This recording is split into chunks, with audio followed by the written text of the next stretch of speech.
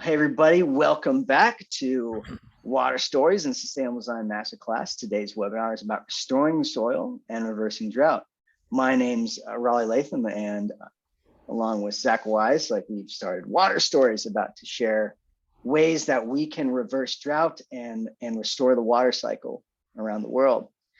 And there's no doubt that we face converging crisis of soil and water. Every year we see flood, drought, and fire, and it keeps getting worse and worse, more prevalent. Our crop yields are also diminishing as our soil quality crashes.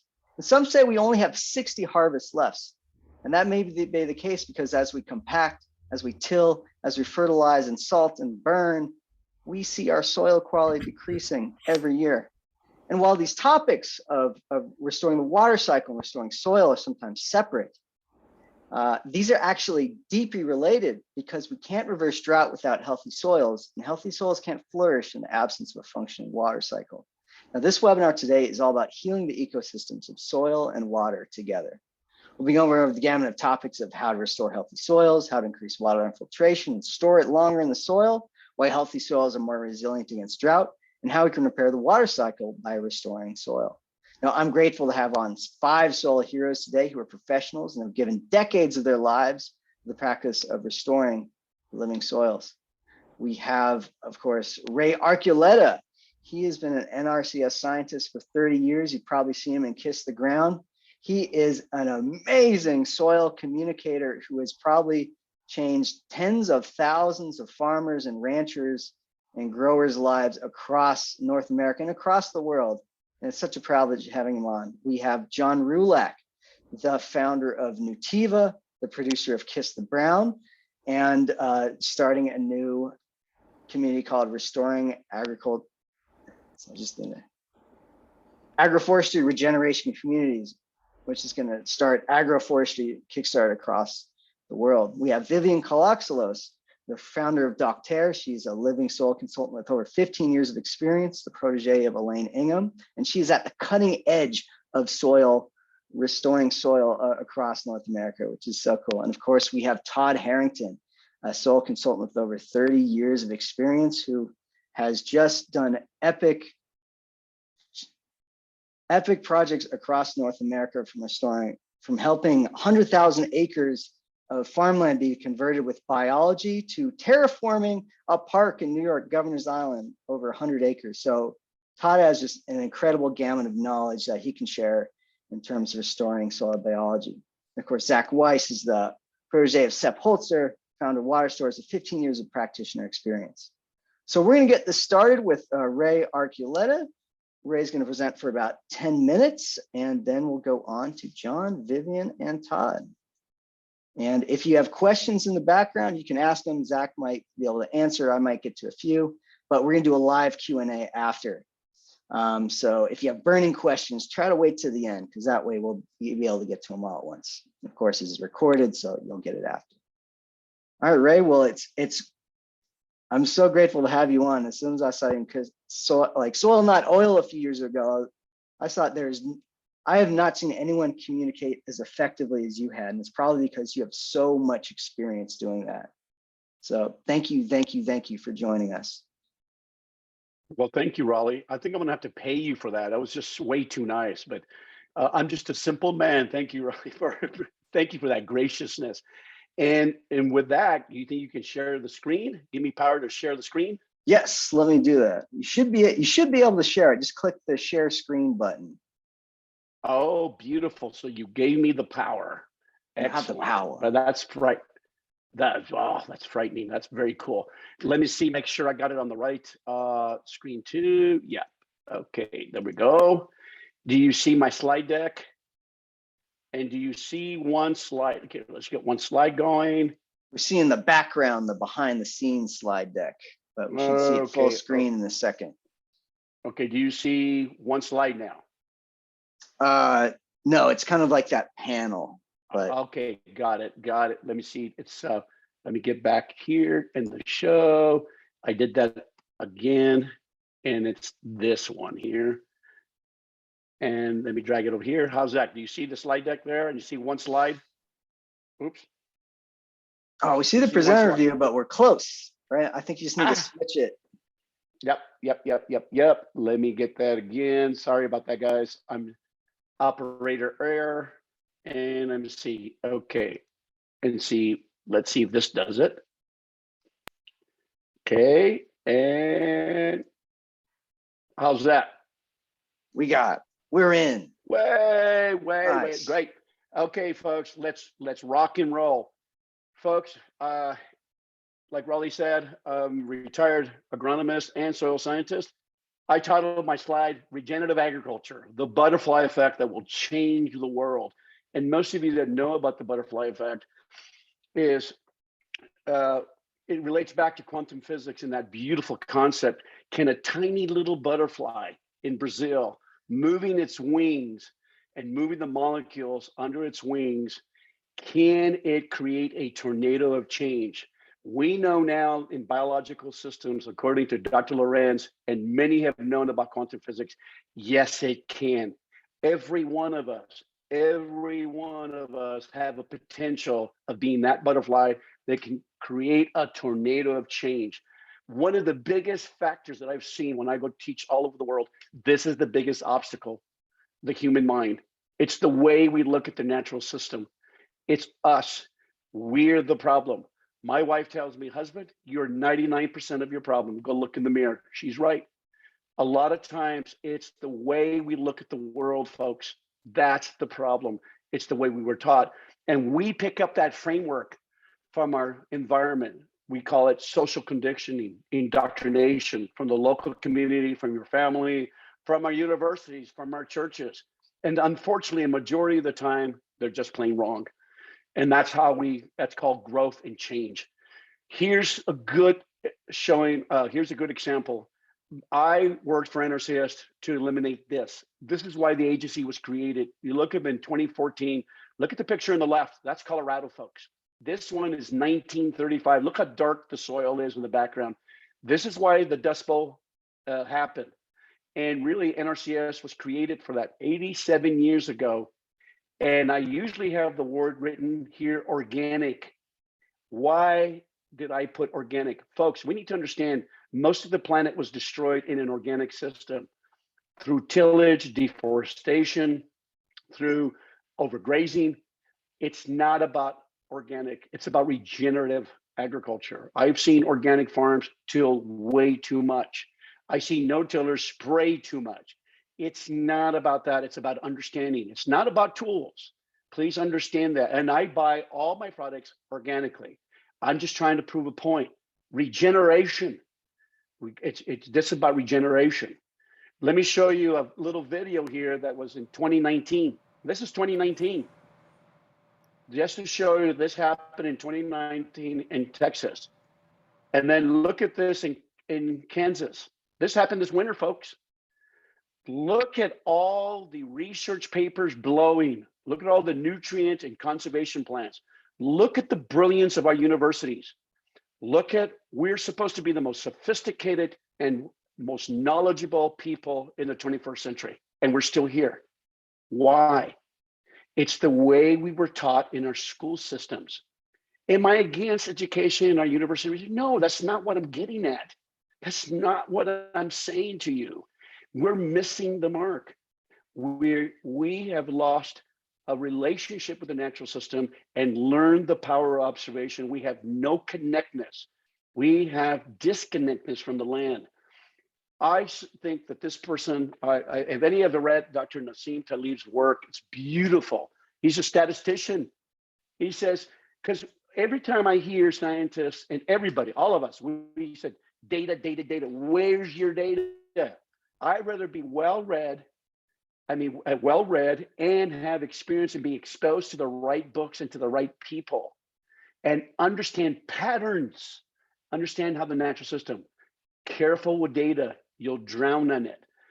This is what we're talking about. Learn concepts and principles.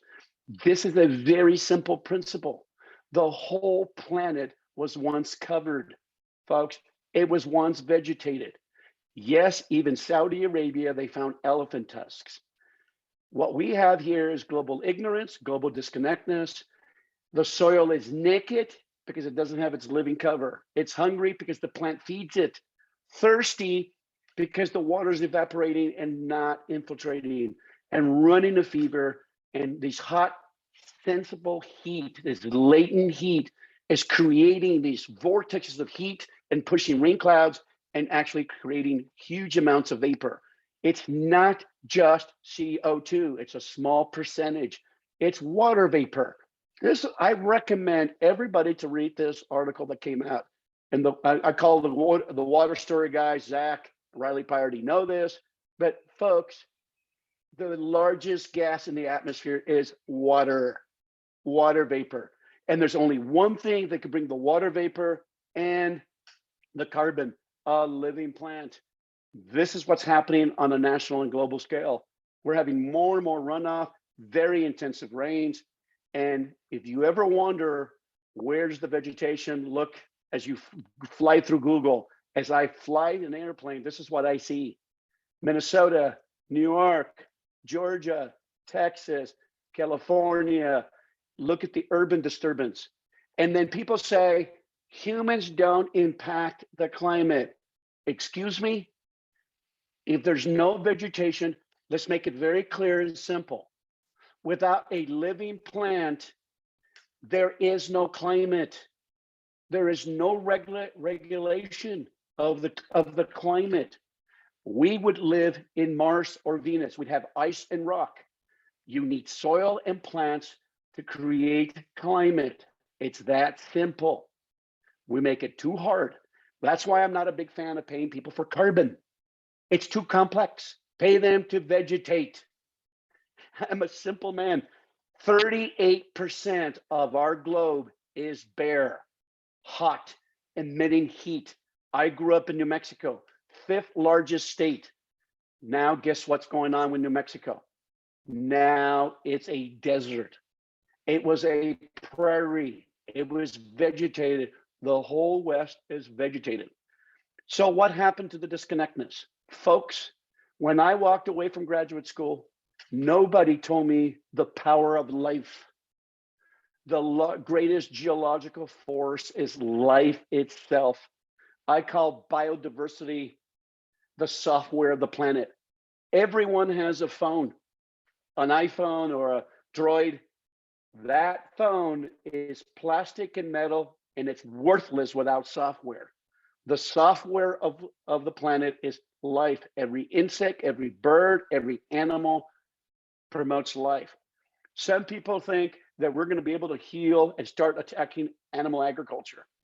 People that do that do not understand how natural ecosystems work and function. It's not the cow, it's the how. These animals need to be on the prairie, on the grasses, stimulating biology and restoring these brittle environments. You cannot do it without grazing animals. I don't know how many times I hear people say, cows are a problem. Really?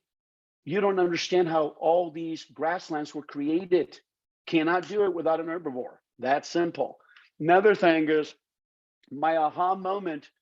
And I remember one night I was in my room reading some textbooks, and I come out screaming and I say, wife, I can't. And she goes, oh my God, I married you. What is wrong with you? I said, the plant, our soil are one. She rolls her eyes. She goes, oh my. What I mean by this, folks, without plant, you have no microbes. Without microbes and plants, you have geology. I think the way we talk about soils is absolutely misplaced. You have geology, you have sand, silt, and clay. Without those living microbes in the plant, you have nothing. You know what the ancient people used to call the plant? The mouth of the soil. The mouth of the soil. It does not eat without that living plant. And people are confused about carbon buildup. The residue on the top is only 30 to 35%. It's the living root exudates. It's this, folks. If I was king, this is a thing we would do nationally and globally. Start planting cover crops. Do you know that the average cropping system in the United States captures sun for 130 days? Last time I remember, it's 365 days of sunlight. Can you imagine driving from California to North Carolina and it's vegetated in the fall and the spring, according to Dr. David Johnson, if we have 50 million acres of vegetation covering the soil, it would make a huge impact on the system. This is life right here, folks. This is where I missed it in graduate school. Nobody told me about soil ecology. You put that living root capture, you take that light energy and convert it to liquid sun, feeding this array of organisms. This is an actual video of no-till cover crops and grazing integrated of all together. Look at the life in that system. That's what I want. We now are creating mixes, millions of acres that emulate the prairie. Look at the architecture. Look at the design. You know what I love about this? You can hear the beauty. You can see the beauty. Is it the exact same plants that the prairie? No, it's not. But it still creates that function. Wrapping it up here. If I do this one thing, yes, I am not a fan of chemicals. Yes, I'm not a fan of tillage. But if we can get one thing done, I've learned, I'm a simple man. If we can get a national movement, cover it. If we can bring and capture the light, through photosynthesis, capture light energy, then we'll have a functioning water cycle, have less sensible heat. Then if we have a functioning water cycle, we have a functioning nutrient cycle, and then we have biodiversity. And we meet all these processes right here at the ground level, folks. This is everything. Bringing this web of life back, that's what we want. We want this. And here's my last slide. And I'm going to zoom right here. We're done.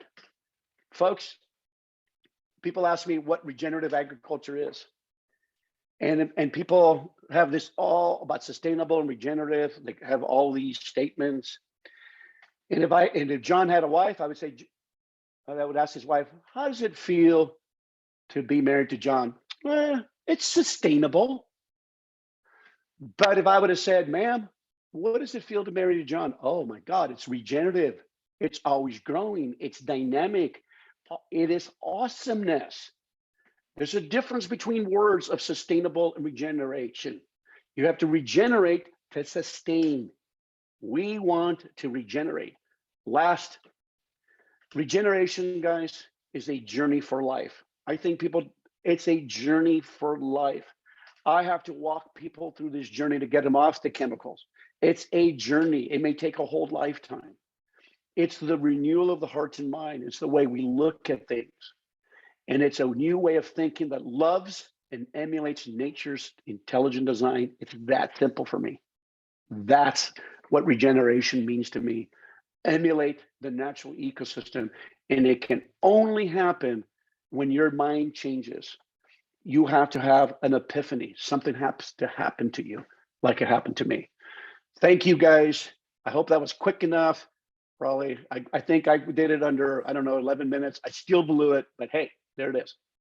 No, Ray, that was incredible. That's all I have to say. Like you went over everything that we've been trying to get across about water cycle restoration in a very short amount of time.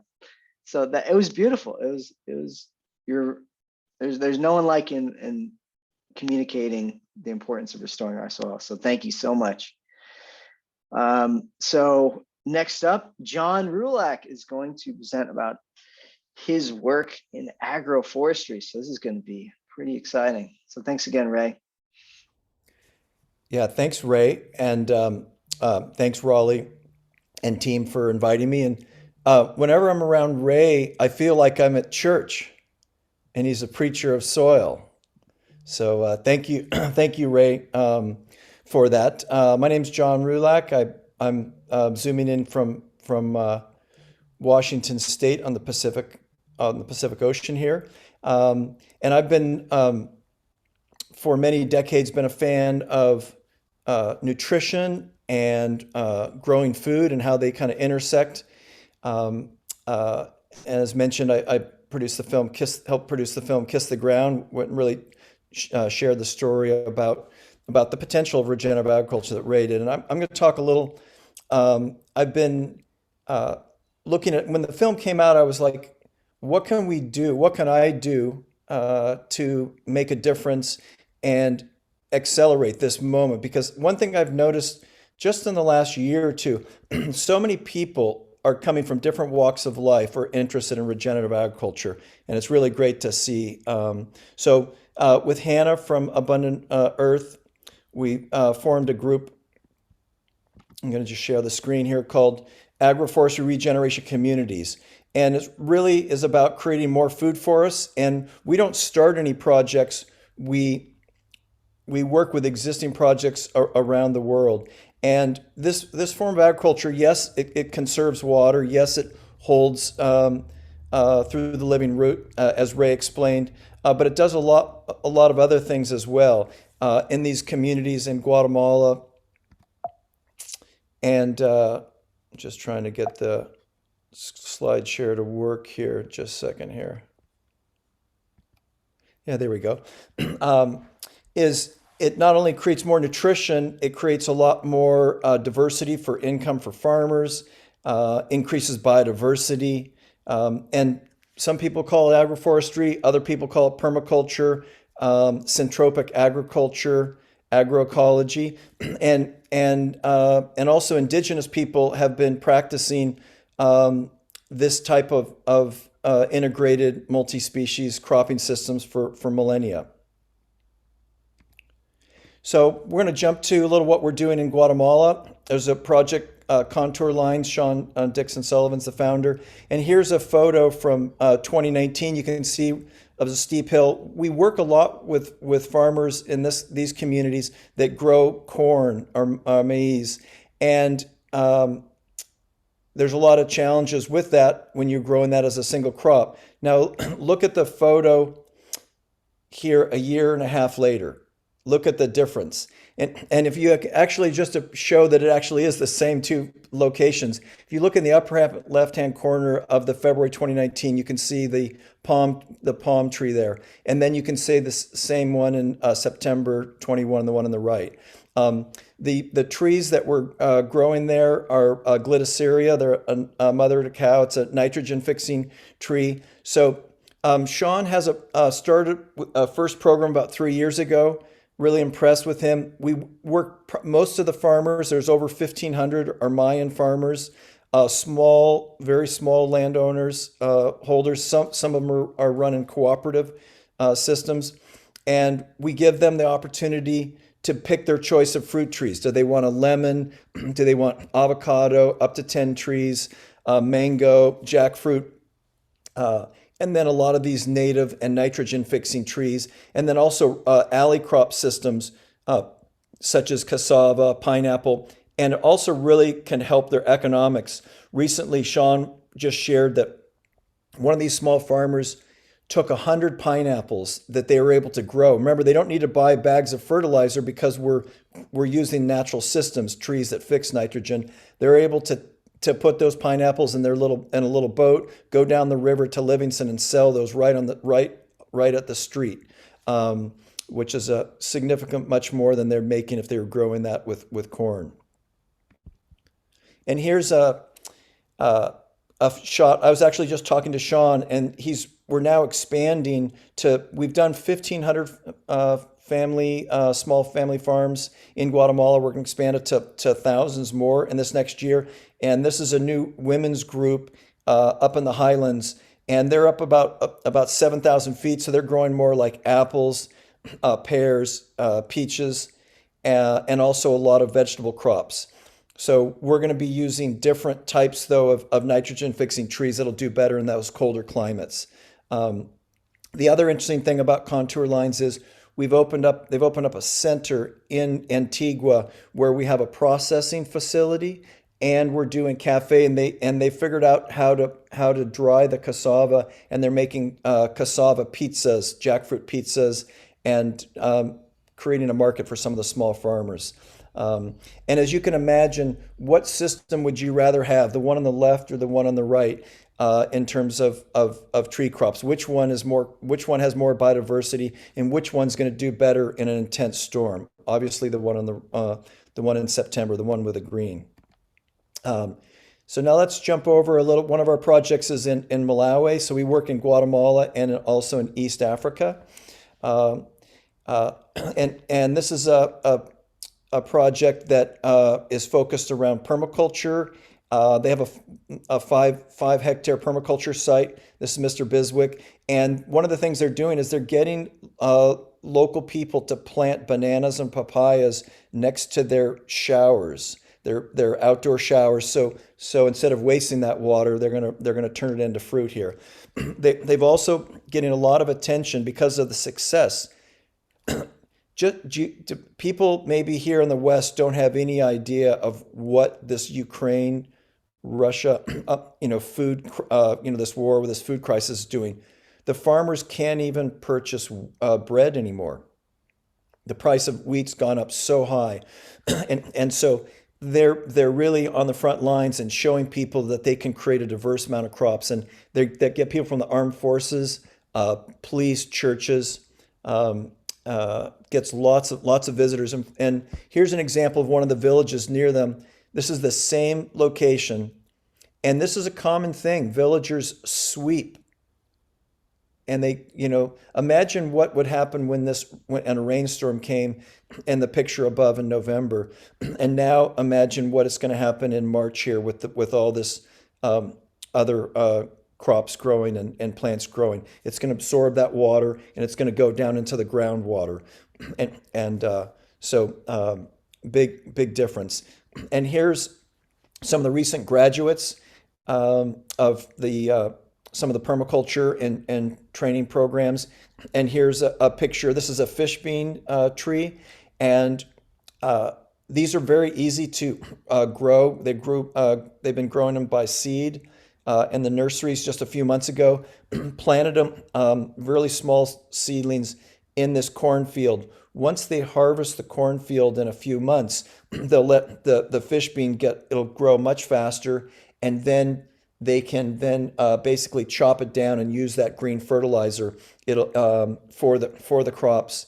And the farmers just can't even afford chemical fertilizers. The government was subsidizing it, and so there's a lot of concern. And so we have over 200 farmers that are trained in this type of agroforestry. They also including rabbits as a very fast-growing animal crop. And we also, besides working in Malawi, we're also working in Kenya and also Uganda and Tanzania. And if anyone has any projects that involved in agriculture and agroforestry, you can go to our website, and I'll put a link here in a bit, because we have put a listings of other projects from around the world. Our idea is just, it's going to take a lot of people to really change the system, and so we're going to do our part. And it's really it's the people on the ground, and our projects are really doing it. I'm just helping them, get the word out.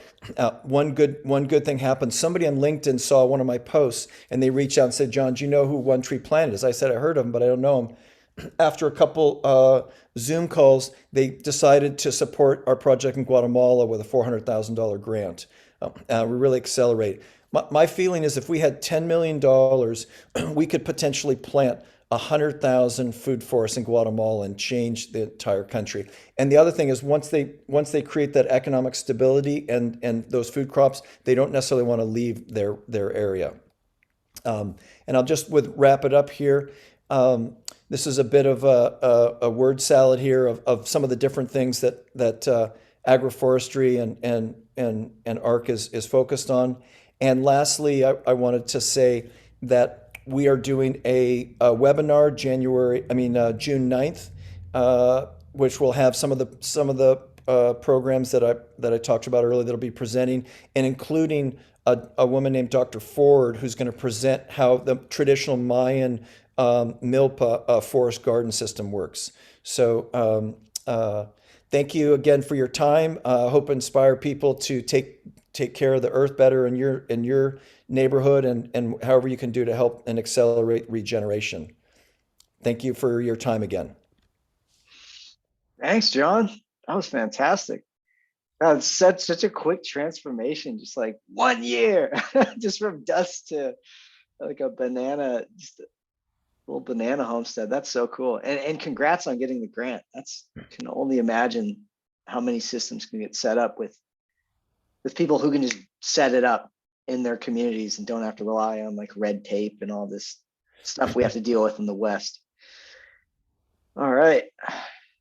Appreciate it. All right, Vivian, how are you feeling? You ready to blow people's minds? Hello, everybody.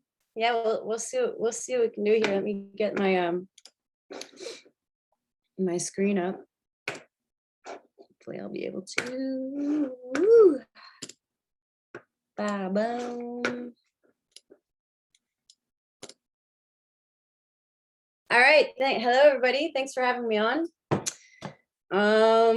Yeah, there's a pretty big interwoven relationship between the soil and water, as Raleigh mentioned. Soil and plant life can't exist without water.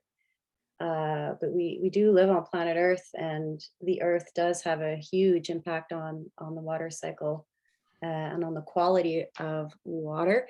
And I kind of have a few case studies here to demonstrate how, if we zoom into, when we talk about soil, we're going to zoom into the life in the soil ecology, and how applied soil ecology can have a huge impact on bringing resilience to drought, to flood, and making better uses of the resources that we do have, the little water we do have, as well as regenerating our water ecosystems and improving the quality of water. So this is a typical picture of what I see under the microscope today. I've been analyzing soils across Canada, a bit through the United States as well, and Latin America for the past 10 years. What we're seeing here is a bunch of clay, sand, silt, bacteria, some disease fungal spores, and nothing much else than that. And this is the unfortunate state of most of our agricultural lands today.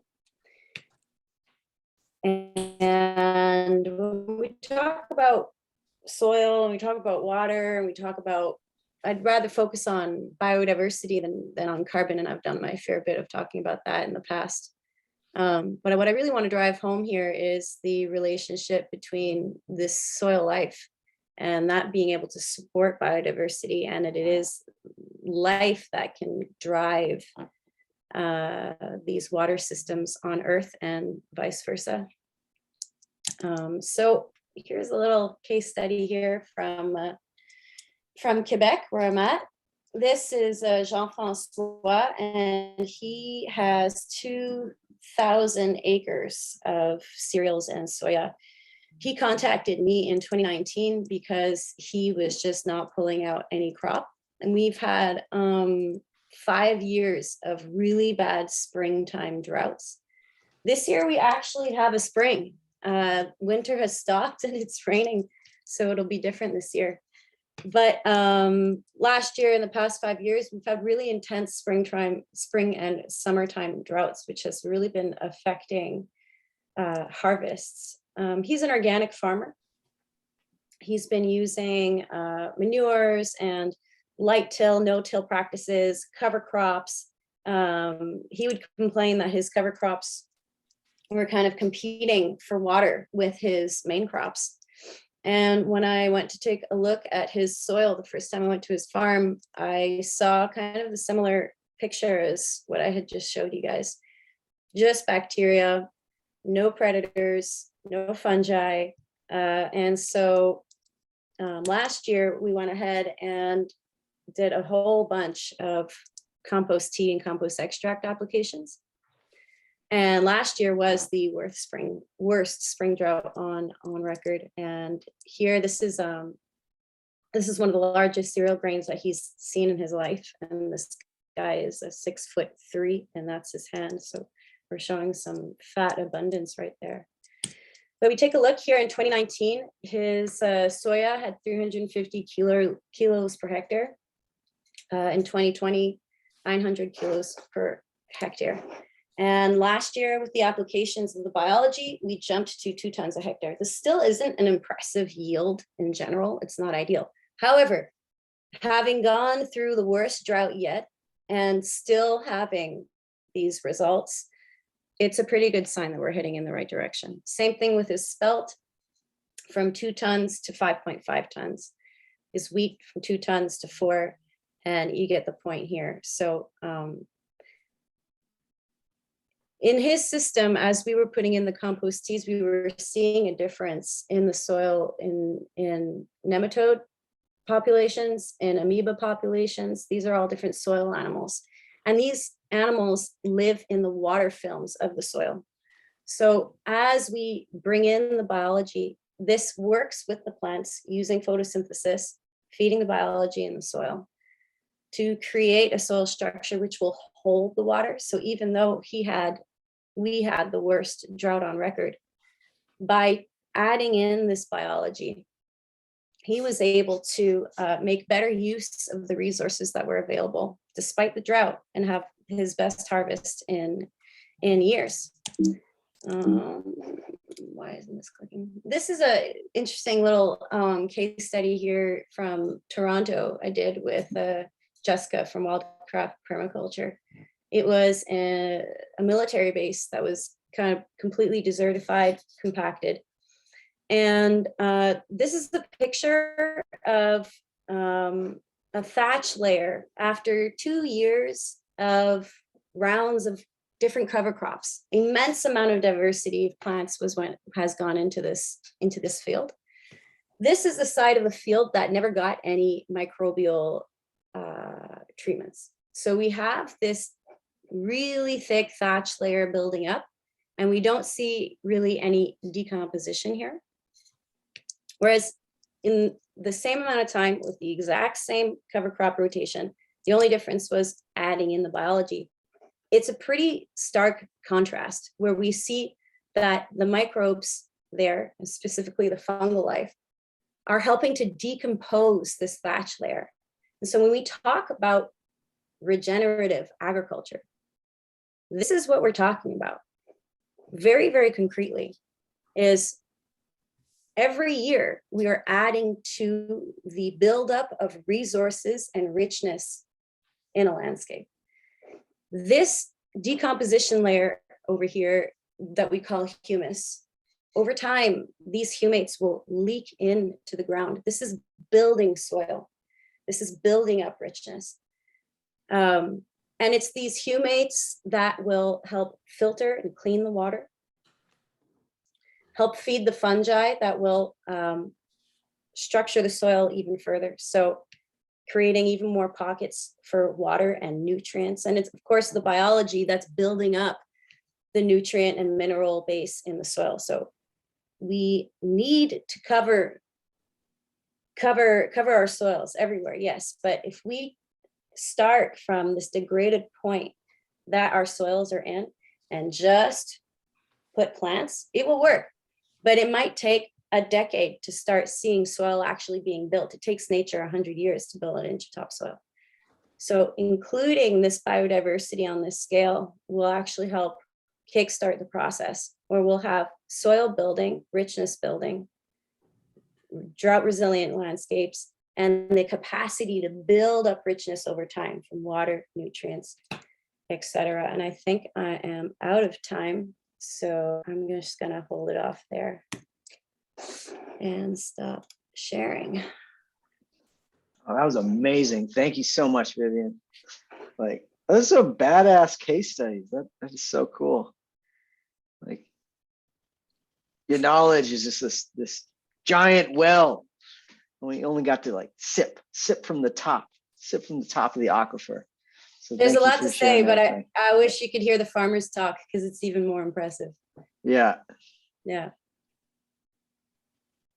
That's really cool. I mean, I don't think anybody has seen the story, so I really appreciate you sharing it. Thank you. All right, so next, Mr. Todd Harrington. How you doing? Oh, he's muted. Let me You might have to unmute yourself real quick. Okay, can you hear me now? There we go. Can Yep. you hear me now? Hey, so like an exam, I don't know how many of you out there like jam for an exam last minute. So while Vivian was doing her thing, I just threw together a PowerPoint. Nice. So I appreciate you trying to put something together for me. But I have so many PowerPoints that, as everyone was speaking, such wonderful speakers here with so much knowledge. It kind of gave me the flow a little bit to put something together. So can you share? Is my screen shared now? Yeah, well, you just need to click the green share screen button at the bottom, Right. and we should be able to see it. Okay. How we doing? Looks good. I think you just need to go to presenter mode, then we should be able to Yeah. see it all full screen. All right, great. So anyways, my Oh, name's wait, Todd Harrington. sorry, Todd, real quick. We're still in the like kind of Yeah, where is it's kind that of like mode? the back end view. When you click view, Yeah, I got it. okay, sweet. There we go. Now we're all good. Okay. So thank you for having me, Raleigh, again. For those that don't know our relationship, but Raleigh actually came to work here for a while, and we spent some time together working together, which was a blast. We learned a lot from each other. And Raleigh had the opportunity to go to a few of my projects, including one of my larger ones out in the Midwest, to glean some of my past work and future work that I've been working with. So anyways, I've had the opportunity to work in the industry for several decades. And I thought it was important to kind of, tell you a little bit about my roots, no pun intended, on kind of where I started with sustainable ag. One of my larger projects was back in the early 2000s. And it was with Sustainable Services Idaho. And we actually had a soil food web lab there full time. And so I had the opportunity to learn a lot about sustainability, regenerative farming, cover cropping, biology, and also running a business. And so one of the things that I took from this project and many other projects was, and I always had this inclination of, I think we have just about everything we need when it comes to sustainability and regenerative processes, including resources. And so this is one of the few projects, or one of the first projects, that I started looking at local sources and resources. Like Ray was mentioning, this whole mindset of, you have to buy fertilizers, chemical fertilizers and pesticide to grow plants. You really don't. And as the other panelists alluded to, is that there are ways to create a regenerative system by using cover crops, nitrogen fixing plants, but also looking at all these waste products, these green and brown waste things that people don't realize that they're very valuable assets to us in regenerative farming when it comes to manures and food waste and carbon sources like paper, shredded paper, cardboard, and the list goes on. It's amazing how many things that we have at our fingertips that are what I consider local resources. And so here's a project, for an example, where we were getting most of the biology and the fertility within, less than 30 minutes, within a very small radius. And we were taking this on a much larger scale, where we were making high-end vermicompost in-house. We were extracted into a liquid, and then we were actually applying it out in the fields and in pivots. And it was a very, I would say, effective, not only an effective program, but it was very inexpensive, because we had cut the fertilizer down to the point where they were using very little chemical or organic fertilizers, because we were doing it all with biology and cover cropping. And this is back in early 2000, folks. This isn't just, a year or two ago. So this has been going on for quite a long time. It's just taken, folks a tad long, as I think Elaine coined it, where she said, farmers tend to be morons in the standpoint of putting more on. And so the key is not to put so much on, it's to actually be smarter about your farming practices. So anyways, this was a really valuable project in the standpoint of learning about being sustainable and using local sources and resources. So the bulk of our fertility and our nutrients were in this tank. and it was in a liquid form, and it was in a biological form. And the cost associated with something like this was, if you're looking at, a per acre basis for, let's say, corn or most cover crops, they're averaging between $300 to $500 an acre. We were probably applying this at anywhere between $25 and $30 an acre. It was pretty inexpensive compared to the conventional system. So we got to the point where we're actually transporting this biology, the nutrients, in these big tankers and downloading them into the smaller tanks through the pivots. So it was a really creative, effective way to introduce the biology and the nutrients. So one of my fortes is I really the mechanics behind the process. I think where I've been able to help my clients convert their equipment to being able to apply the biology, because most conventional equipment isn't designed to apply biology and to apply the nutrients in a way that we're doing it. So we have to kind of modify the equipment. So that's one of the things that we did. And even back then in the early 2000s, we were getting really good results. And you can see here's a nice cover crop with vetch in it and several other cover crops. I don't know if you can see the bottom here. I can't even see the notes in here, but we were getting really good improvements by applying. And here we had Green Giant. And this was back in 2004, it looks like. But we were getting as good, if not better, yields with doing a biological nutrient program using organic products or materials like fish hydrolysates and the liquid compost extract and active teas that I think Vivian talked a little bit about that. And one of the things that was really important is that every single client that we worked with would give us a testimonial.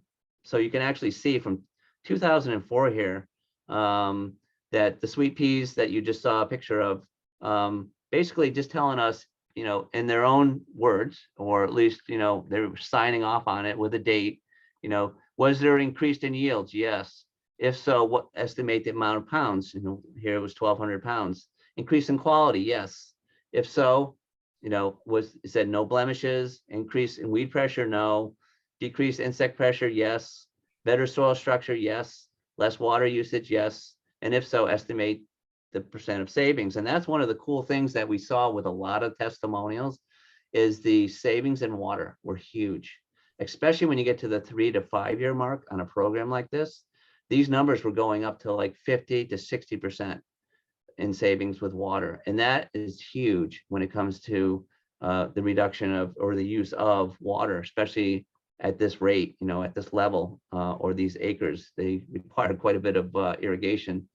So this is just an example of some of the other things that we were doing with other cover crops with the same project. And it just shows improvements in yields. And again, it was just all doing it with a biological approach, using local resources and materials. So the savings were huge. And so I just kind of want to zip to, and again, we have hundreds of these testimonials, which are handwritten and dated, and it just shows you all the improvements. And here again, if so, estimate the savings in percent of water savings, 30%. And you start adding all these savings with all these acreage and all these farmers, and it is huge. So again, I think, there's a real paradigm shift, I think, with sustainable and regenerative farming now, more so than ever. And again, this isn't anything new, and everyone on this panel knows that. This is something that's been going on for decades. So there's a lot of data, there's a lot of proof, and there's a lot of feedback that we've been getting for years. We did a bunch of work with Horizon Dairy, and they saw a lot of improvements when we were putting down this liquid compost extract, compost tea, and some of the other amendments to feed the biology, including the fish hydrolysates and the humates that Vivian had mentioned, with real increase in improvements in yields, real reduction in weeds. And again, more testimonials, they go on and on and on.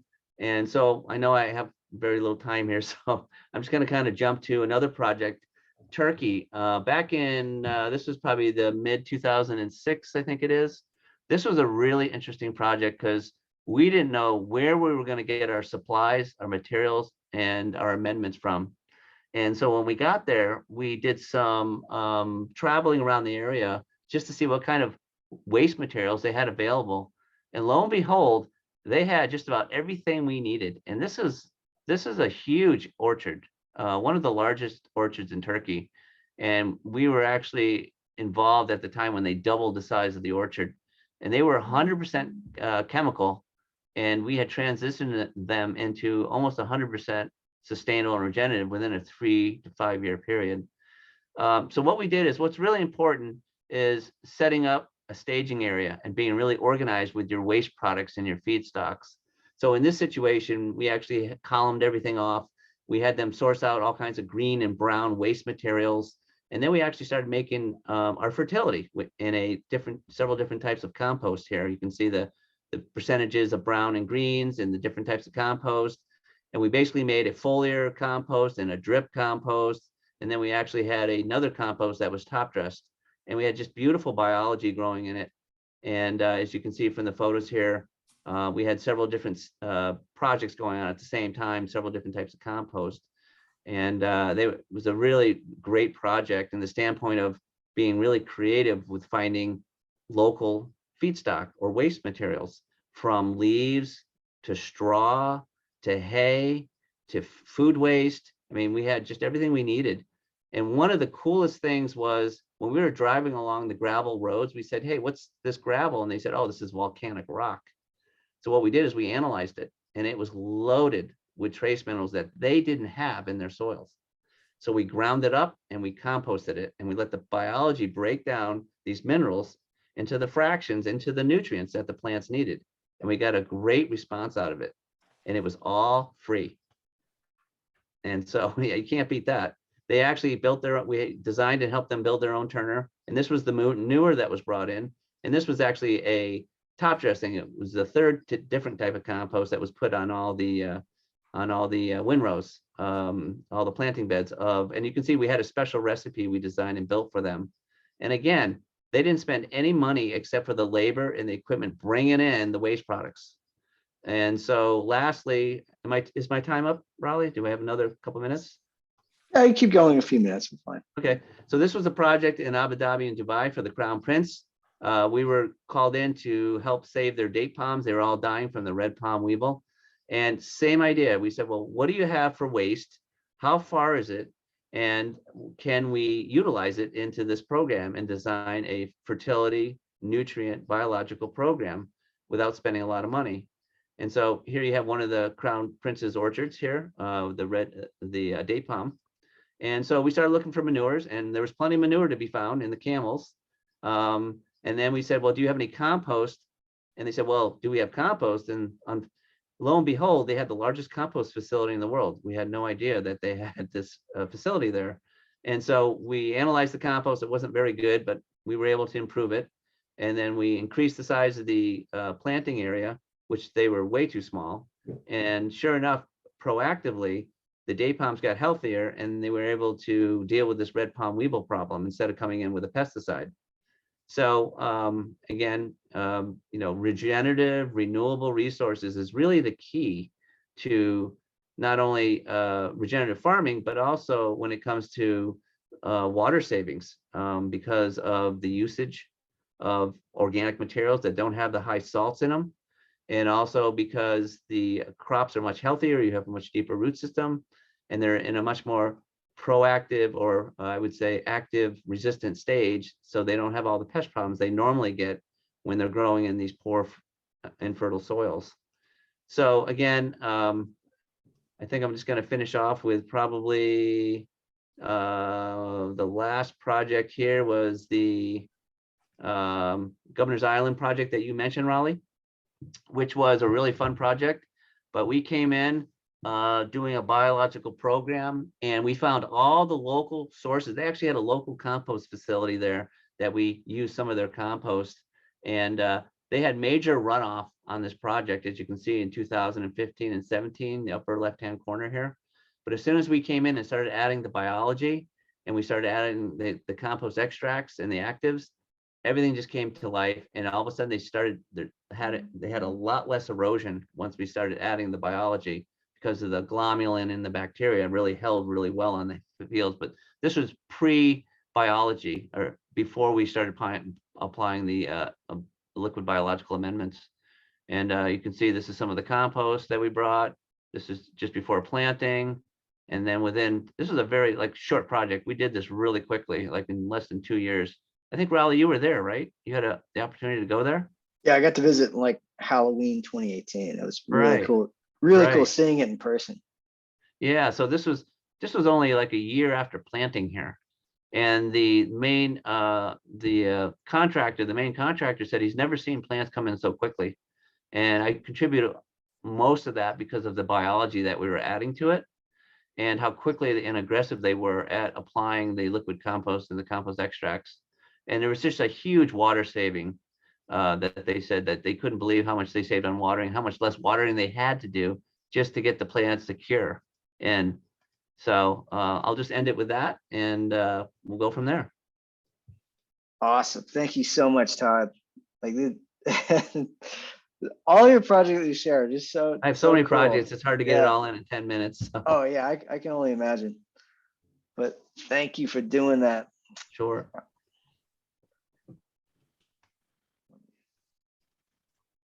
When we end the screen share, and we could get started with Zach had some questions he wanted to ask you guys.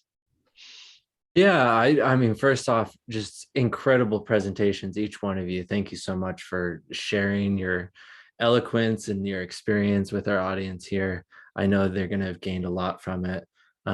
It's such a rare opportunity to get the wide range of expertise that's here. We want to open it up for audience questions as soon as possible. So I've got questions for each of you, but I think we'll let the audience start. But one thing I would like to hear from each of you about is, how do we support your work? Where do we go to find out more? If you could just each give us a quick, what's going on? How can people help? Where do people find you if they want to hire your services?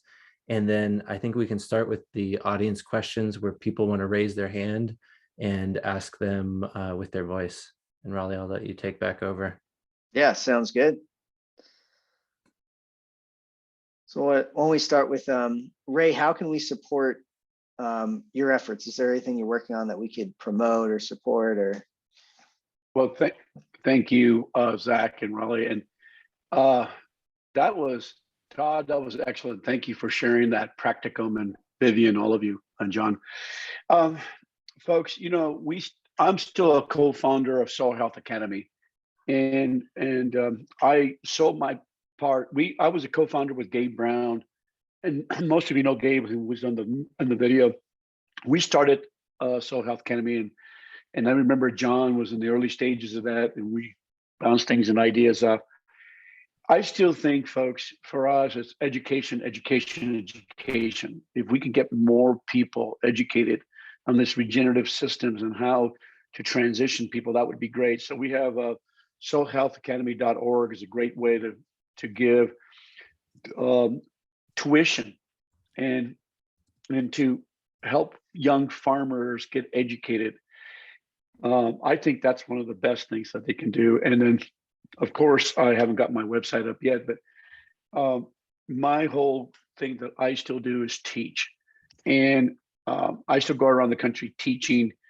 And I bought my own rain simulator, and I still do that. And I go around teaching. I think that has a major impact of getting that aha moment and getting people down this path. And I'll just make this last statement, folks. I still think that we're not at early adopters. We're still at early innovators in this country. And the people that like Todd has been, and you guys have been early innovators. We're not at early adoption yet until we have 13% of the total farmers doing it. Then we'll get the rest. So I think what we can help is education and helping with like Soil Health Academy, just helping tuition and offset some of the cost of going. And I don't believe, being an ex-Peace Corps volunteer, I do not believe in giving a full scholarship. We've learned through the Peace Corps, you got to have some skin in the game. The moment you give it for free, there's no value in it. So I won't even go to, if people ask me, Ray, can you come and do a workshop? I said, are you charging? And they'll say, No, I said, I'm not coming. I said, that's one thing, NRCS and the extension of the government, I get it. They did, this is what they did. And we give no value to education. So I think I follow the Peace Corps mantra. You got to have some skin in the game.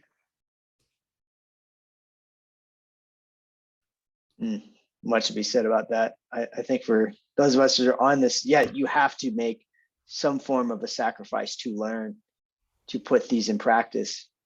You know, to learn about compost, I had to fly out. I had to fly out to meet Todd and help him build a website. But it was so worth doing, because then I got to learn about compost systems and, you know, working with Zach, helping him build ponds and like, you know, Vivian and I were in the trenches, like building a soil school and dealing with all the drama of that. It just, yeah, to learn these things, it does take dedication, but it's so worth it.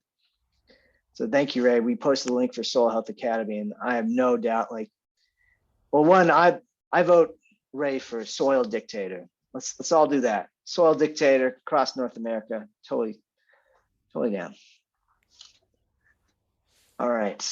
How about John? How can we support you?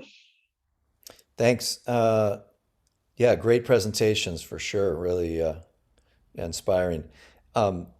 You can follow my work. LinkedIn is where I do a fair bit on around soils and agriculture and things and health issues. Also Instagram, and johnroulac.com is a way you can learn more about what I'm working on. One thing I did want to, and then Agroforestry Regeneration Communities. You can. We're looking for people to spread the word. And you know, support our work there. One person just made one comment. They said, "What about projects that are more in drier regions?" For ARC, we're now going to be going in Guatemala for really low rainfall, and we're going to be using some of the principles of syntropic. And so you can. There's a gentleman named Roland Von Reen. That's one of our practitioners at ARC, and people can learn more about that at the ARC's website. And so thanks. There's some things just wanted to mention. Awesome. Thanks, John. Just posted the links there. Nice. All right. And Vivian, how can we support all the amazing things you're doing at DocTerre? Well, I'm going to have to start posting some of them online. I have to admit, after our stint working with Elaine's school and all of those years of online intensity, I have completely jumped off the social media online bandwagon, and I have just built up a lot of cases on the ground. I do have a website. What's that? It's more than John Zane. Hello. Wait, who was that? Who's talking? I don't know. Anyways, I do have a website, docterre.ca. I have a Facebook, DocTerre. DocTerre is a really silly pun, French pun for soil doctor, because I am just really cool like that. DocTerre.ca. I will be in the coming year getting much more active on sharing what we've got going on updating, giving new bits of information on soil ecology tied into planetary health, etc., and regenerative agriculture. But I guess supporting me, I don't really know how to answer that. I'm just used to supporting the farmers in the field. So I guess if you guys sign up to my website, newsletter, and Facebook, I will eventually figure out a way that you guys can help us out over here. But definitely just spreading the word about soils, good compost. We do sell compost, ecologically complete compost, biologically complete compost. So if you're somebody or you know somebody in Canada who needs the good stuff that will actually make a difference in the field, like you saw in those case studies, you can hit us up because not all composts are equal. And there have been a lot of people who've tried using compost teas with no results. And when I look at that compost under the microscope, there's not much wiggling around. And so there you go. That's one way. Nice, that's cool. God, I love to see pictures of you guys. Are you doing windrows, or are you doing like hand piles and extracts or vermicompost? We jumped in and got a Bacchus compost Nice. turner. So we're doing windrows. We're doing some winter garage compost turning, nematode extracts, amoebas.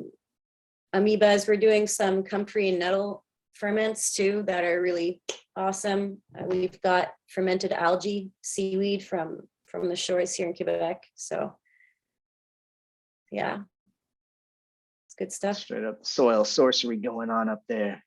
Oh, hell yeah. Soil magics. So cool. Thanks, Thanks, Riley. Vivian. Yeah. All right, so Todd, any cool projects coming up or things that you want us to help support? Well, I'm just going to be transparent here. I've been doing this a long freaking time. And, you know, there is a paradigm shift. There's no doubt about it. But, you know, it's still grassroots. And it seems like it will continue to be grassroots. And why some of these billionaires aren't putting some of their skin in the game is beyond me. Because without food, you don't have humans or human life. And, you know, like Ray had alluded to, and thank you, Ray and John, for doing so much education and getting the word out. I mean, it's just incredible what you guys are doing. And, you know, these are the kind of things and the kind of people that we need to really get the word out, because they're real mavericks in the industry. And they're not only relentless to get the word out, but they have no other choice. We have no other choice, because the soil is just as important as the grass, and as important as the plants that are growing, because without it, we don't exist. And we can see all the changes that are occurring with climate change. And, you know, everyone has their specialty, and I don't know what would be the thing that I'm looking for to help, you know, help with our cause. But other than getting the word out and educating, like what John and Ray are doing, is extremely important, and especially with these projects all over the world. So, you know, again, it's, you know, I think people need to be putting, I think it was Ray that said that, but Ray or John that said, you know, need to put skin in the game. There's no doubt about it. One of my biggest challenge with most of my clients is, I would say 50% of my energy working with my client, you know where it goes into? Educating the client and getting them to change or having them shift to that mindset of, I have to put the chemicals down. I have to put the salts down, the chlorides, because if I don't, I'm going to lose my crop. Well, that's false. And everyone here knows that. So again, it's that energy and time that I would love to spend more on actually preaching what I preach and proving what we've been doing for decades. It does work. Of course it works. Mother Nature designed it that way. So anyways, I think that I think it's a collective combination of all of us here and all of us around the world that it's going to take to make this thing happen. It has to happen. So Has to happen until when everyone sees a tilled, dry, dusty field, they just vomit with rage. yep. I still can't believe I even see that. It's so insane. It's so insane. And no, Ray, I share that sentiment. Just flying over and seeing that across the whole continent, it drives you crazy when you see it's like that. There it is. That's what we need to solve. That bare, dusty ground that has ruined civilization since the dawn of time. But I'm grateful for everyone that is being a part of this. And there's so many of you organic farmers here. And I see some investors and ranchers and compost makers and people that truly have skin in the game. So I thank you for putting so many years of your life and your dedication and this one life you have towards helping heal the soil and the water in our ecosystems. So thank you. So now we're going to have the fun part. We're going to open it up to questions. And instead of just typing, I would love, please raise your hand, and I would love to have you talk and ask some questions for Ray and Vivian and John and Todd or Zach. Please let me know. All you need to do is on the bottom, you can raise your hand, and you have to be willing to kind of unmute your microphone. So without further ado, great. We got about 5 people raising their hands. So I'm gonna get started with Anna. Anna Azuela, I'm gonna let you talk. And Zach, if you don't mind taking this for a second, I gotta grab my power cord, but I'll be back in a minute. All right, Anna, good to see you. Yeah, Anna, do you want to unmute yourself and to ask your question?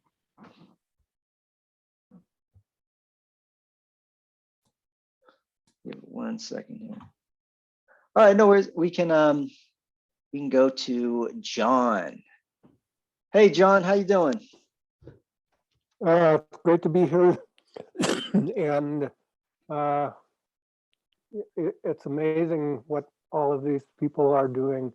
And I just had some time with Woody Tash and his slow money Bitcoin thing project to give people who aren't in the process of growing food to put skin in the game by putting a little bit of money into no interest loan programs for people who are wanting to do these kind of innovative things. So I just wanted to know if you were aware of that and working with Woody in any way on his work, and if that would help any of you.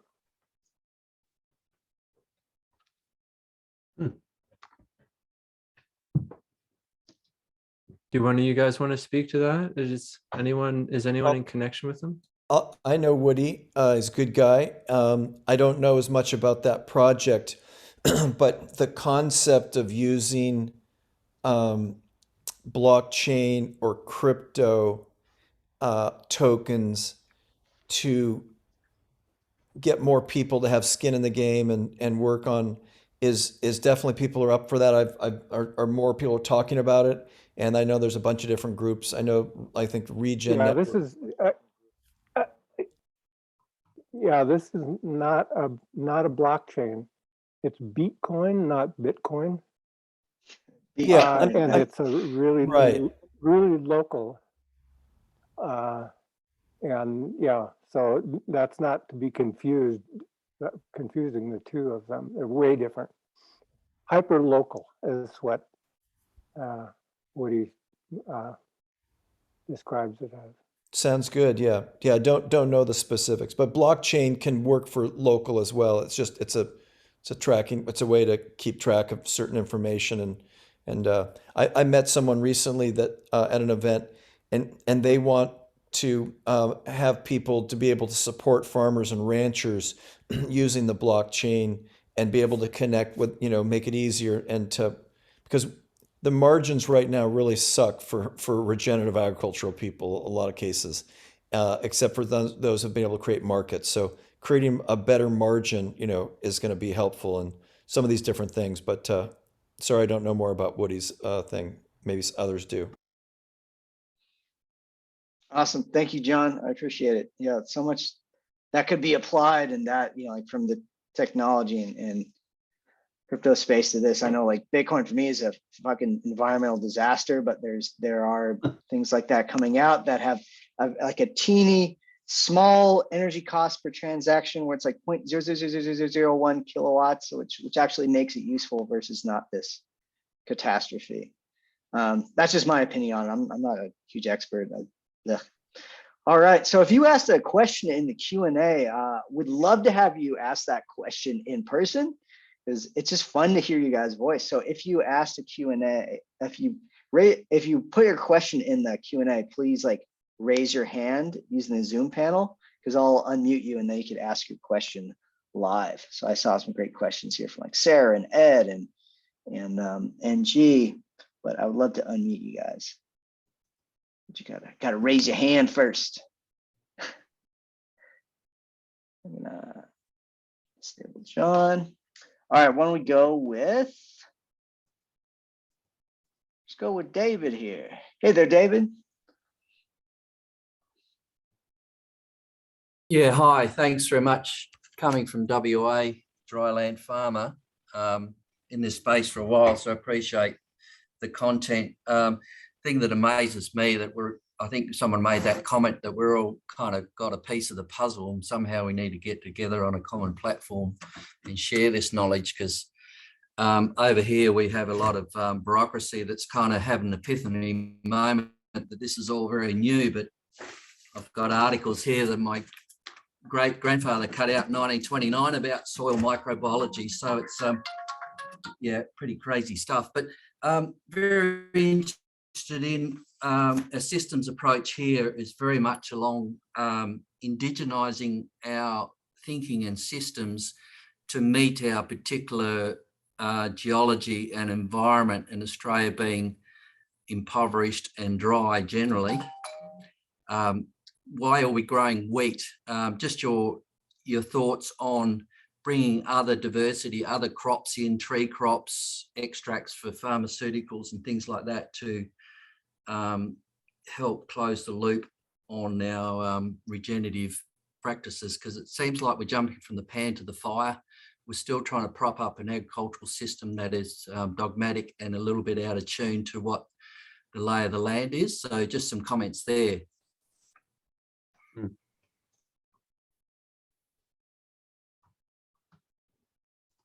Well, I'll start off. Thank you, David, for your question. I grew up in a very brittle environment. I grew up in New Mexico, and that was once a prairie, and I also grew up in the Rockies, but I've also been exposed to a lot of people. Like there's a farmer in north of Bismarck, about 8 hours north. It's Daryl Atkinson, and you can interview. I'll try and I probably pronounced it wrong, but he's on YouTube, and he lives in a very dry environment, about 10 or 11, 12 inches.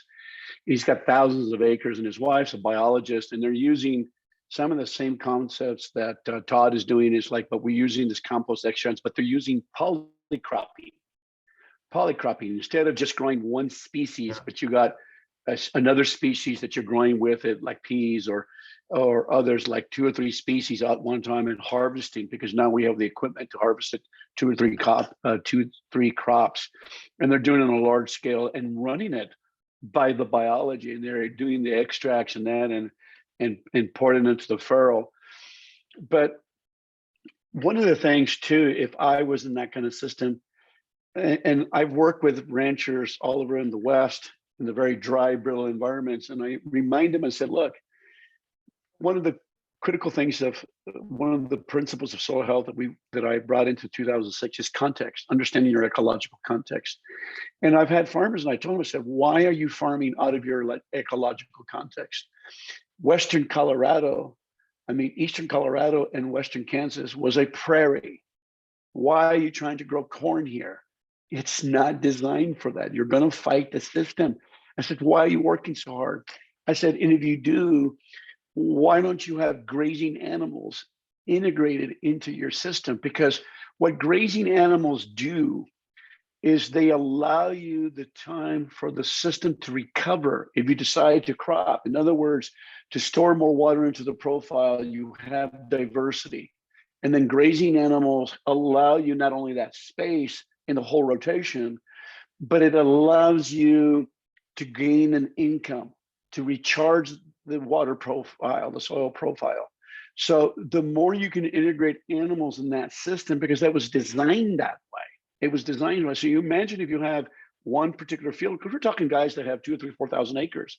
And if they took 100 acres and say, okay, we're going to put it into permanent grass, and then we're going to move it, and we're going to move animals or even more acres. And what you're going to do is you're going to move these animals through that whole 2,000 or 3,000 acres, but you're going to rotate it so it gets long recovery times, but it also still bringing an income because you have the animals now in the system. So these brittle, dry environments, the ones that I work in the context that we're working with, is try to bring animals in the system, and plus using these polycultures and not just growing wheat. And if you do want to grow monoculture wheat, but think about what you've done.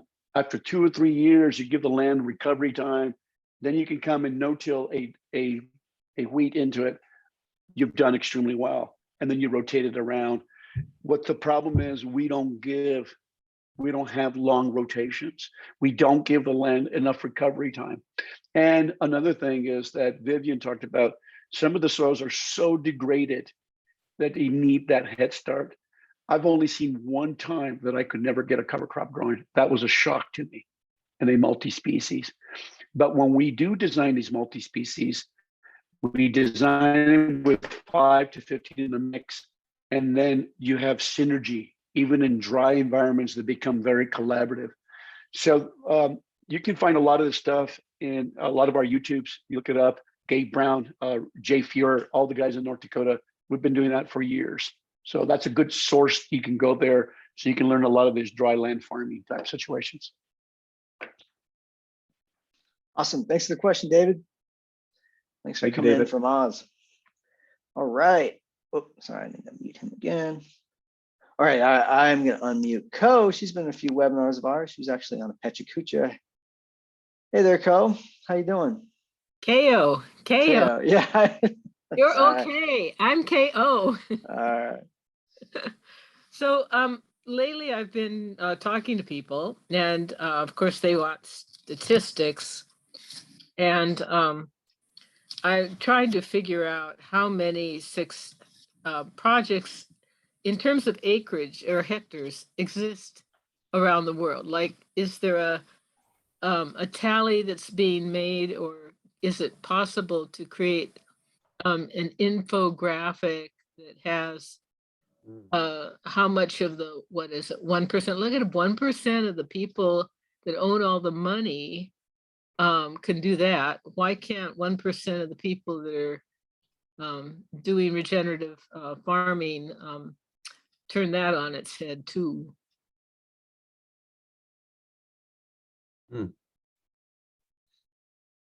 Talking about the majority of, maybe like who owns a majority of land. Not majority, just say how many acres are regenerated in North Dakota. I hear there's several people, and in the 70s we had this patchwork garden idea, and that was that we'd have little community gardens, and we'd have our backyards, and we'd have these little patchwork organic acreages, and then they would grow because they would influence the neighbors and stuff like that. So basically what you guys have done is scaled it up and it's international. But how many hectares do we have under these kind of programs? Can we get some data on that to give to the data heads? They're usually the ones that have the money. That's a good point. Raleigh, I have a comment to that. Look, I worked for the USDA and RCS for many years, and USDA kept tally of, and I think, look, first, I think that it depends how you look at the word regenerative. Remember in my definition, I said it's a journey. And I think what happens, like, I get concerned a lot of times when you do bring data and how you collect the data. And sometimes the people can be very, very restrictive. In other words, if you're not doing all these practices, we can't call you regenerative. I'm very cautious about how we look at that. To me, is if you're going down this journey and you eliminated one herbicide, if you reduced one tillage pass, if you added one more system of cover crops, I think you're heading down that journey. I think you're heading towards that journey. Are you completely regenerative? I will tell you, some of the best farmers and ranchers will tell you, like Gabe Brown, he's still not there. And he's been doing it for years and years and years, and his place is phenomenal. Here's my point, is that there is a 77% increase in cover crops in the United States in the last 10 years. 77%. We are now into the millions of acres covered by cover crops, and it's still less than 3 to 4% of the land mass, maybe even less. So it's depending how you want to look at this and what you want to call regenerative. I want to look at it as this is a great matrix. If I can get tell people, if we can get 10 to 15% of the land covered, folks, we're talking over 50 million acres in the United States. That is huge. And if we have 400 or 500 million acres, that is a journey towards regeneration. So it depends on the matrix on how you want to define that. So USDA, if you just follow cover crops from the United States perspective, that is huge for me. Yes. You know, so that's just a comment. I like your idea of seeing it as a journey, and maybe something designed around showing how many people are on the path without making judgments about their success or their current status, but just to see, just to show something about how many, you know, like some numbers that show how many people have begun to start to commence to make the difference, who've turned that corner, you know, like they've had the aha moment. Which brings me to another question. Which are the most powerful aha generators? I think water is a big one, but I don't know. One thing I want to say, KO, is like we can become, what I love about the journey part, we don't become tribal. And what I mean by tribal, we have the no-till tribe, the organic tribe, the conventional tribe, and you use chemical tribe or no chemical tribe. I don't like that because it's a journey for all of us, and you got to take people where they're at. My aha moment is using my soil demonstrations. And of course, it's using water. The basic rain simulator, my slake tubes, people go, oh, I get it. Now I get it. Right. And it takes every educational spectrum from the grade school kid all the way to the PhD person. And I've seen it. They didn't know what they thought they know. To me, those demonstration machines, those rain simulators, those demos that we use should be used in every school, every high school, every college. And if I would have used it in college, if that would have been taught to me in college, I would have gotten it. It would have changed my life. And it wasn't taught in soil school. So it's the water. It's those demos, the water going through the soil, and the soil speaks to you. So thank you. Great question. I've used D.D. Pearhouse's bread and flour demonstration. I've kind of added cornflakes for keeping your leaves on the ground. That works too. And you're right. I haven't seen, there hasn't been anybody that I've shown that to that didn't get it. Right. Yeah, they're super powerful examples. That's why I added the cornflakes, because leaving your leaves on the ground is the beginning of building something up, of adding something to the soil. It's like the least you can do is, the most you can do is nothing. Just leave it alone. You got it, Kale. And then onward we go. And I think poco a poco is, that's what that's all about. Sweet. Well, thank you so much, Kale. I appreciate it. And really cool that you're running demonstrations for people. Oh, sure. Anytime. We need more folks. All right. Let's see. We had we kind of have a thread going. There's some people asking a lot about human manure, biochar, and agroforestry. And I'm noticing these threads, but let me get, it's hard picking. There's so many good ones. Can I add something? Yeah, please, Vivian. To what Ray was saying? It really is a process. I want to share an aha moment from one of the clients I work with. He's got an orchard. He's got 25 hectares of apples. He's taking it over from his dad, and it was conventional orchard. And I'll never forget, he took 5 acres a couple of years before we started working together, and he just stopped using chemicals, cold turkey on that 5 acres, and his trees stopped producing. It's like taking unplugging someone from the IV and throwing them a smoothie, and expecting them to do okay with it. But when we showed up for the first time to do a compost tea treatment, and I'm not saying compost tea is a magic bullet, because it's part of a whole ecosystem of concerted actions together. But we were spraying his orchard. This is before we converted. We were converting his farm equipment to fit the biology, and he was walking through the mist of the compost tea. You can't do that with fertilizer spraying or fungicide spraying, which is typically what happens is in orchards. And he just breathed in the smell. It almost smells like when you're walking through a forest in the fall after a rain, and that smell of decomposition. That's microbes. That's life that we're smelling. And he was walking through the orchard as we were spraying with no protective equipment on, and taking in the smell, and he dropped to his knees and he kissed the ground. Which I wish I had footage for that for you guys, because he literally happened. It was, for him, it was an aha moment. And I've heard a lot of these aha moments from farmers, like, man, I've been farming in fear. I've been mining for apples.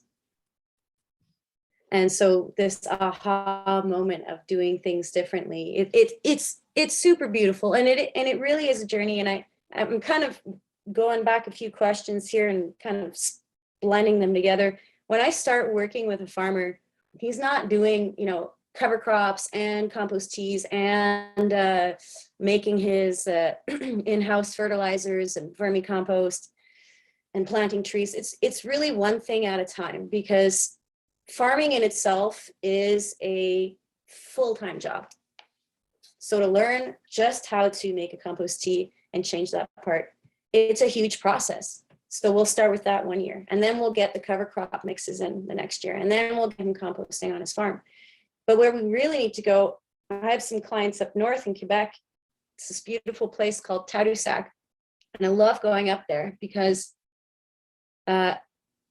you can see the food forest of the past. North America was an edible forest and productive grasslands where there were tons of medicinal plants and animals to feed off of. And you can see this forest where all the trees have medicinal or edible properties. There's 10 types of berries growing around, all kinds of root vegetables to eat. The long term, these forests are what helps pump down the most of the moisture, and following the moisture is the carbon, pumping up the resources from the atmosphere into the soil. And planet Earth was one big forest and grassland and marshland. And we've kind of disconnected our concept of farm system that feeds me and nature, a forest that I like to walk through. And this is really the long-term process that we're really, really a far ways away. Agroforestry will save the world, but we've got to all those foods in a food forest we don't even eat anymore. Some people, it's like white bread, cheese, tomatoes, and they don't want to hear about anything else. So education, culinary education, is a huge part of it. There's so many roots into making this difference. But it really is a process. And if you're a farmer and all you've done was reduce your fungicide from 21 sprays to 5 or 21 to 19 in a year, then I congratulate you, because it's not easy. But people gotta understand, we gotta understand we're really a long ways away in creating this food forest planet Earth. Again, most of the croplands used to be forests and marshlands. So there's really a lot to say in perennial gardening and how far we are from that. But that's just my little ramble, just to chime in here. That's beautiful, Vivian. I like that concept of, I think they call it the Overton window, where we're so used to are kind of degraded present, that we forget the way that they actually were in the past. You know, that like you think of like real wilded ecosystems where there was hundreds of millions of bison and there was bears and beavers and on every square inch of land across North America, and like, you know, chestnut forests across the East Coast. And we just forget, because history is such an amazing thing that we got to remember it for us to move towards a better future and not be stuck in this like degraded present. Mhm. All right, so I feel like there's 2 more live questions I want to answer, and then I feel like we'll just kind of vibe and see how we go from there. But there's Ben and then Marlena. So Ben, over here, how you doing tonight? Doing all right. How are you? Doing good. Where are you coming in from? I am in Northwest California, the Siskiyou Nice. Mountains, Oh, cool. right above the redwoods. Nice. So you had a few questions. Which one do you feel like, if you could Sure, keep yeah, it to so I one, think, what's your most pressing here? Yeah, really, it's scaling up the use of compost tea. There's been a lot of great bigger questions, but one thing I keep running into is the kind of scaling up from going from being a gardener, getting into permaculture and designing consulting, and now I'm working on about 25 acres. Scaling up the use of compost and compost teas in a way that's economical. And it's really like one thing I'm trying to narrow down is like what kind of micron size should I focusing on as I filter to try to get as much biodiversity and while not clogging up drip systems and whatnot. Go for it, Todd. Man, I knew you were going to say that. Either way, you could start, or I could start, or anybody. But is it Ben? Yeah. Ben, how are you? Doing all right. Great. So that's a great question. You know, I find that, you know, one of the hardest things is, especially when you mentioned like scaling it up, is not to remove all the goodies, you know, the critters themselves and their food sources and resources. And that tends to happen a lot when you're trying to scale it up and apply it on a larger scale. I'm sure you're aware that the 400 micron is kind of like the standard with a lot of the socks and the screens that are used. You know, I'm all about putting straight compost right into the liquid, you know, and extracting it that way, letting it be in a slurry. You familiar with the guys that do hydroseeding? No, actually. So there's actually equipment out there that is designed to spray out this hydromulch.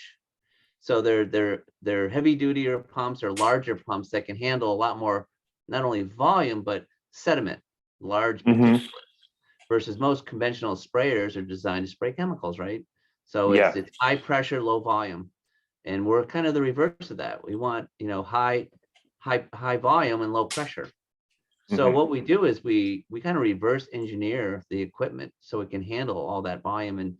And at the same time, you know, sometimes I like to look at equipment that's already designed out there and just kind of redesign equipment that's already been built for some other application. So for example, this hydroseeding process is, if you ever see along the roadsides, they might spray all that green and all of a sudden grass starts growing out of it. That's hydromulch, and they put seed in there. They let the seed soak overnight so it germinates much quicker. But some of it is hydrofiber. There's different fiber. There's organic fiber. There's non-organic fiber. They use like the straw or hay material to basically give the material some substance, or the seed some substance to grow in before it can anchor into the soil, if there isn't even soil worth growing into. But it makes a great piece of equipment for spraying compost extract out, or, you know, compost teas that basically still have all the compost in it. You literally can put it in these sprayers, and these things can actually spray it out. Those are by far probably the best pieces of equipment to put out the compost itself. It is a compost tea, but it's almost like a slurry. Boy, let me tell you, seed germinates incredibly well when you use a hydro mulcher. And you can buy them really small, you can get them really big. But if you're doing it, you know, a sprayer system of any sort, is that what you're kind of looking to, is figuring out how to spray this on a larger scale or make it on a larger scale? Thank you very much. That's actually brilliant and exactly up my alley of kind of using other, or not reinventing the wheel if possible. I'm about to turn Right. 40, so I got to figure out a way not to lose my back in the process of trying to make a bigger impact. So thank you. Yeah, That's exactly. It's called a hydroseeder. Yeah, and I've always found the best compost teas I've ever made. I always had slurries, and I tried to integrate things as much as I could. Yep. So thank you. Yeah, Thank you very much. right on. Appreciate the And question, great man. presentation. Yeah, a lot of good ones. All right, so last live questions here. Let's go to Marlena. Hey, Marlena. Or Marlena. Thank you Sit so down. much. I'm so excited. I'm finishing out a career teaching high school, and I have a few more weeks of science, and I teach systems, of course, in life science and earth science. And I also am a big home gardener, and we want to move to more property where I can do what you're talking about more just around the, in our own, on our own land. So my question, how could I judge different types of compost that I have here and at school under the microscope with the depression slide, looking at critters? Like, you think if I set it up so the kids could look, and would we expect to see 2 or 3 things wiggling? I know in the past it'll take me 45 minutes once to find a nematode, and I had a student this year find one in about 10 minutes. But how do we judge if our compost is healthy if we put it on slides? It's probably a good Vivian or Todd question right now. I know Your turn, Vivian. we've been. All right. All She's right. grinning. She goes, yeah. Thanks for your question. Thanks for doing these lab tests with your students. What kind of microscope do you got over there? We don't have a stereoscope. Oh, I guess we could go down to the lab and use those. We've been using just regular, with the 3 lenses, of course, we don't use the oil immersion lens. A trinocular, just a regular microscope? Yeah, that's what's in my classroom. I mean, the stereoscopic ones are down the hall, but. No, I think, no stereoscopic microscope. You want to be using that trinocular microscope. With a depression slide? You want to be using a regular clear slide with a regular cover slip. Okay. You can take a test tube. If you've got one, you can put about 1 or 2 mils of your compost in it. You can fill that to about 10 mils with water. And I give it a shake like this for 30 seconds. Then you're going to pull the sample you might have some like debris floating at the top. You're going to go kind of right around 7 or 8 mils. 1, 2, 3 with your pipette. You're going to put 1 or 2 drops on your slide. You want your cover slip, you want to spread out that content so it's not kind of all in one spot. You want to make sure it's as even as possible under there. And under your light, oh boy, this is going to be much easier. Wait a second. Okay, right over here. Bust it out. Nice. Yeah, I mean, let's just go for it. You have under here, which is called the iris compressor lens. It's basically like a contrast on a camera. You want to make sure it's pretty much closed the whole way, because otherwise it's really tough to see the microbes. This is a shadowing technique of microscopy. So by making sure the this compressor, this iris diaphragm over here is shut, that will increase the shadow. I use 4 times magnified or 40 total magnification, all the way to 400 total magnification. And just give it a scan. Or if you want to kind of sit at 100 times total magnified, you will see zooming around, if there are things zooming around, you will see nematodes if they're there. Eventually, they will, even if you don't move the microscope and you just have it on a screen, they will swim by. Amoeba, nematodes, ciliates, flagellates, you should be seeing them swim by. What you want to see per slide, if you're going in at 400 times total magnified, in a good compost, you want to see one fungal strand per slide, per field of view, sorry. So every circle that you're looking at on your slide, you want to see at least one fungal strand. You want to see a couple of amoeba and or flagellates. You don't want to see very many ciliates. If you zoom out to 100 times total magnified, and you pick a corner on let's say the top left corner, and you just start scanning the whole slide at 10x or 100 total mag, that's the way to look for nematodes, the easiest way. Another good way without the microscope to see if your compost is worth the while or any interesting for soil regeneration is to put some, you can either do it in test tube, you can do it in a mason jar. Again, you're going to do 1 to 10 dilution, so 1 ml of sample to 10 mils of water, or in a jar if you're doing about 1 part compost and the rest water. You give it a good thorough shake, and you're going to let that settle for half an hour, 45 minutes without touching it. You're going to see that the particulate matter, sand, silt, clay, and heavier organic matter will sink to the bottom. If there's any woody material still in there, it's going to float to the top. But what we're looking at here is the water and the color of the water. Because you can shake, and after 45, at the beginning, it might look like nice, dark, rich, humate-rich soil. That humate's color is like 70% cacao brown. But after you let it settle, you might see that all that color was just sediment, and that the water is clear or yellow. Clear means that there is no richness, no nutrient. Your compost is probably more like a sterilized soil matrix in that respect.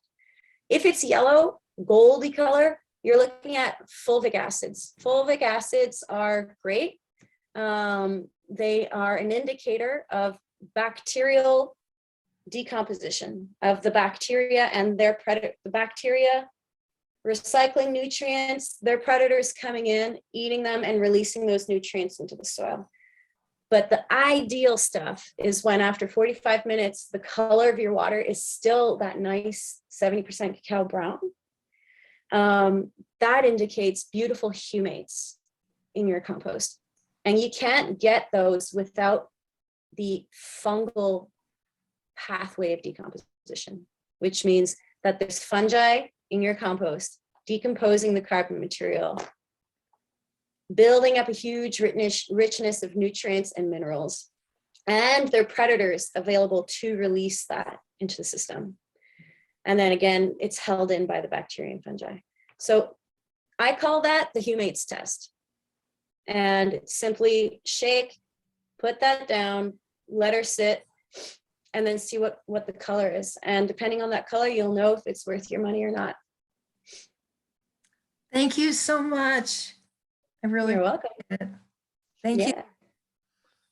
Thanks for walking us through the Microscopy mini masterclass.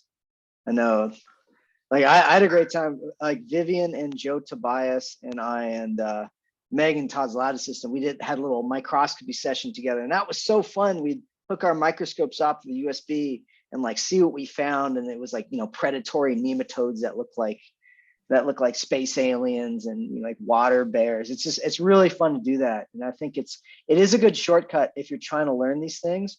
Find other students or like, you know, professionals who would join in and either consult with them, you know, one-on-one professional consulting rate, or kind of do like just a work group where you meet up once a week and share things like that. Because it's pretty easy to do because we're so, technology enables that, but it really helps a lot. Yeah, I just want to mention that it takes practice. Don't expect that you're going to know everything that you see under there, and don't get discouraged if you don't see a lot of activity. As long as there's some animation like Vivian, you're very animated, and that's kind of like what you're looking for qualitatively. Quantitatively, that takes time. And so, like Vivian was alluding to, look at like nematodes. Don't get discouraged if you don't see them. They're probably there. You're looking at only one drop. That's why a lot of times we'll not see nematodes under the microscope, but then when we do extractions, we see a ton of nematodes. So it's one of those things where it really does take time and practice, and don't get discouraged if you're not seeing all the things that you were hoping to see from the beginning.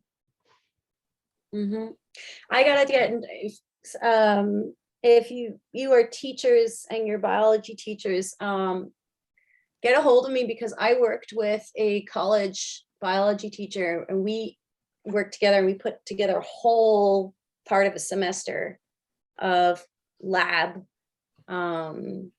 activities on soil ecology. And so if you get a hold of me, I will get a hold of that teacher and see if he's willing to share that, because I know he's been sharing it with other professors at the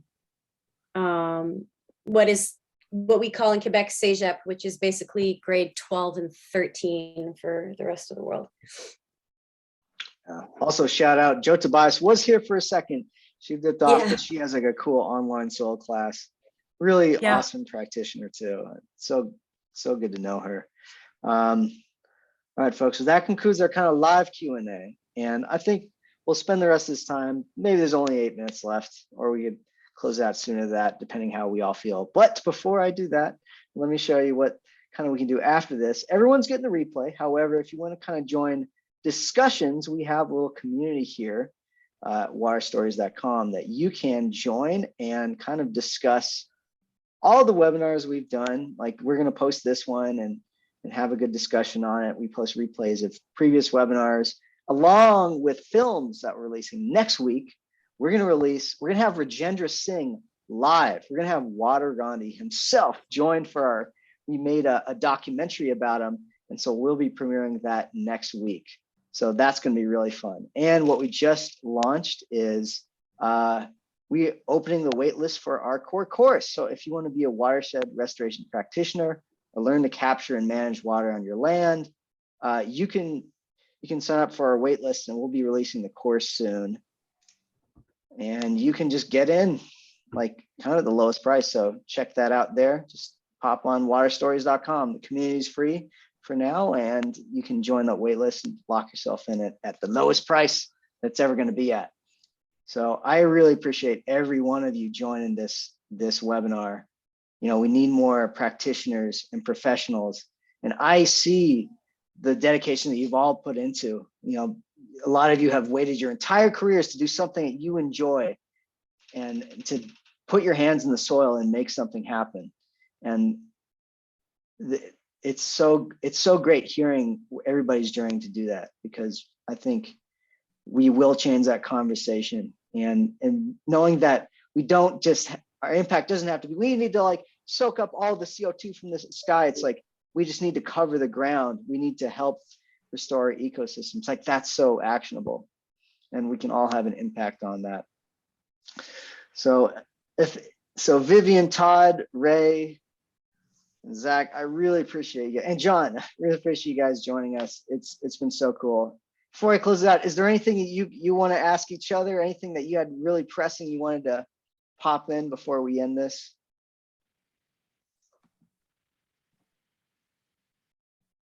Or if not, maybe some closing thoughts to share as we wrap up from each of you. I have a closing thought. Other than it's been great being here. Raleigh, thank you so much for inviting me and being part of this elite group of experts. It's always a pleasure, and I learned so much when I involved in these webinars.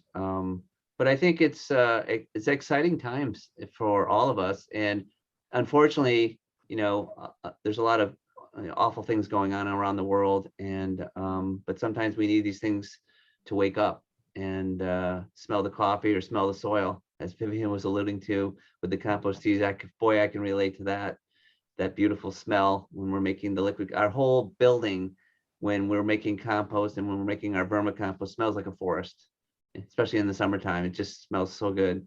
But I think, there is a paradigm shift and we're all part of it. And, we're all like-minded and we're all connected.